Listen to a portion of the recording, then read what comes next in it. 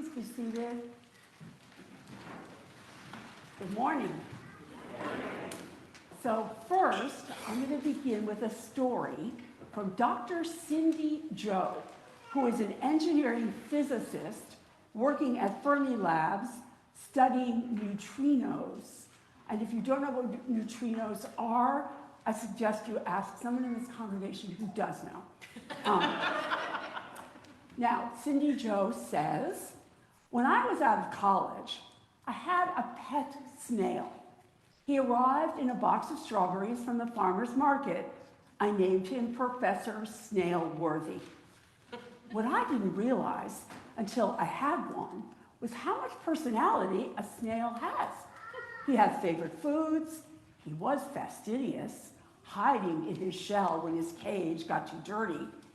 Now, eventually, he outgrew the strawberry box and moved into a terrarium where he would crawl up the glass to the lid and sort of stick there by suction and hang upside down like a bat.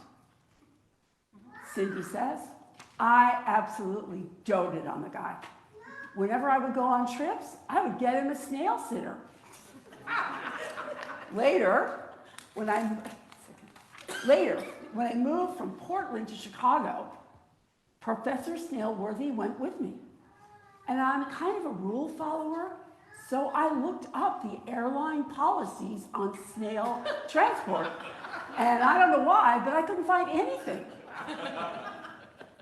When I moved here to work at Fermi, I didn't know anyone. At first, I thought I would bond with my fellow operators, but I didn't really fit in. After a while, I began to feel invisible. I'd hear about what a good time everyone else was having at the activities that I had never really been invited to. Or when I was brought up wanting to work on a project, I was told, oh, they're all set, they don't need me. Thanks for asking. Now, accelerators run, as many of you probably know, 24 hours a day, 365 days a week. 365 days a year. So everybody works in rotating shifts. There could be periods of 4 or 5 days in a row when I had no real life contact with another human being. And that was a really tough time. I began to think that maybe it was my fault that people didn't like me, because maybe I was unlikable. They didn't believe the things I said because I wasn't knowledgeable.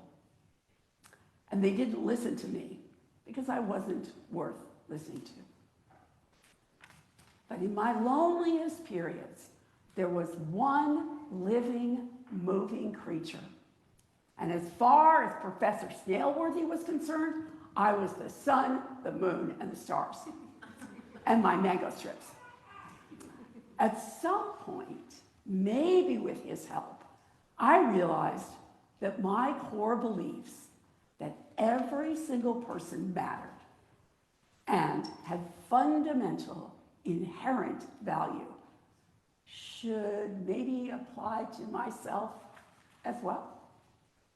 That my different perspective was important, that my experiences were real, and my contributions were good, that I deserved no less gentle kindness and consideration than anyone else. And maybe I should treat myself like it. That shift in mindset helped pull me out of my funk, she says. And then I made one friend, and through her, made lots more.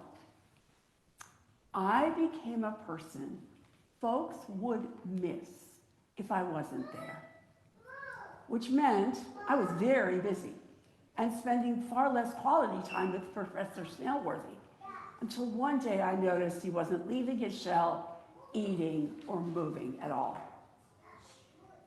I miss my professor. His tenure may not have been long, but he taught me a lot of things about patience, about life. He taught me to look at things from a different perspective. even if that means you have to hang upside down for a while. He taught me that sometimes it's possible for you to grow and to change, even when everyone thinks you're too small. In many ways, this story may seem familiar, feeling not good enough and having that bias confirmed often. Yet our narrator found changing her perspective was transformative. Changing perspective is the gift of Lent, and perhaps of wilderness experiences. Perhaps the Holy Spirit sent Jesus to the desert to find more clearly the shape and scope of his ministry. And perhaps this season, we too need a desert experience. And perhaps it's to examine our loneliness. St. Augustine diagnosed our loneliness in this way. You have made us for yourself, O Lord, and our hearts are restless until they rest in you. So we are ever aware, not quite fitting in, not fully belonging. And in part, we will never fully quell our fundamental loneliness, but we can ameliorate it. Jesus tells us that prayer, communion, and service are the keys.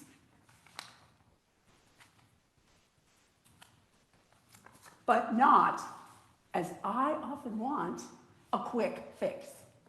We cannot use foxhole prayers or pleas or a quick check-in to connect deeply with the divine. It requires dedicated time to listen, to wonder, to imagine what God has in store for us, or to ask what some personal defeat might mean. It requires periods of set aside solitude. Nor can I feel connected, less lonesome, if I sweep through a room with a ready excuse so I can leave whenever I want. Communion, belonging in a community, to be someone who's missed if you're not there, requires commitment to be present a lot, most of the time. To belong requires that I can expect you. I can assume if you're not there, a problem has arisen and I should check on you.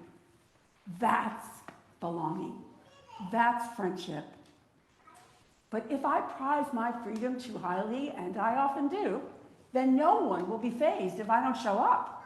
I'm free, but also alone, feeling lonely and left out. Finally, Jesus tells us we are meant to tend to one another. We have all had the experience of a communal project that takes us out of ourselves when we realize we are necessary, vital contributors to the good, a blessing by our very presence. Blessings enable us to open our eyes and hearts to the presence of God who goes with us always. We are called to be that blessing, to be God's presence. And that, I think, is the answer to rampant loneliness. Because the worst part of loneliness is the feeling of being unwanted, unnecessary, excluded. Yet as God's people, we are always wanted, needed, and included. But I'm profoundly aware that it's really hard to receive. It's awkward to acknowledge a need, like for companionship, friendship, communion. So this Lent, perhaps our desert, is to claim our need, bravely turn to God, admit our loneliness, and thereby receive the grace to dispel it and the the courage to change it. I wish you a blessed